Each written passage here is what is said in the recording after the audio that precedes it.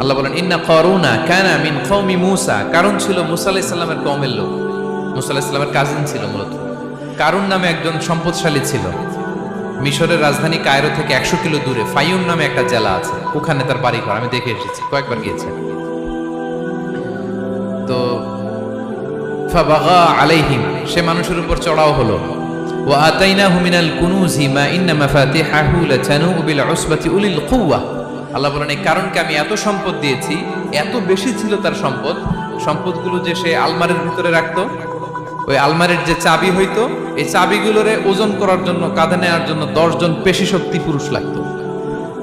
আলমারি রাখার জন্য না, কি রাখার জন্য?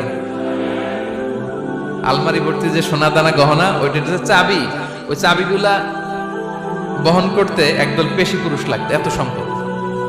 তো তাকে এলাকার লোকেরা বলেছিল খলালাহু কওমুহু লা তাফরাহ, এই কারণ তুমি গর্ব করো না। কারণ তাকে বলছিল মুসা আলাইহিস সালাম যাকাত দাও, সে বলছে আমি যাকাত দিব কেন? এই সম্পদ তো আমার। ইন্নামা উতিতুহু আলা ইলমিন ইনদি, আমি আমার বুদ্ধি খাটাই এই সম্পদ কামাইছি, আমার সম্পদ আমি খাবো, আমি যাকাত দিব কেন?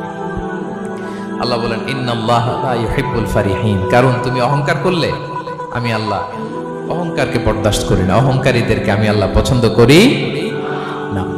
আমি অহংকারকে পছন্দ করি না, অহংকারকে আল্লাহ তাআলা পছন্দ করেন না। কি হয়েছিল কারণের নসিবে?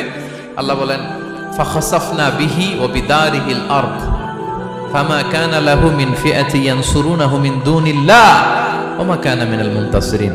আল্লাহ বলেন সে যখন অহংকার দেখালো, আমি কারুনকে আর কারুনের সব সম্পদ মাটির ভেতরে দাবিয়ে দিলাম, মুহূর্তেই দাবিয়ে দিলাম। সহিহ বুখারীতে এসেছে ইয়াতাজালজালু ফিল আরদ, প্রতিদিন 1 বিঘত করে কারুন জমিনের ভিতরে যেতেই থাকবে, যেতেই থাকবে, যেতেই থাকবে কিয়ামতের আগ পর্যন্ত।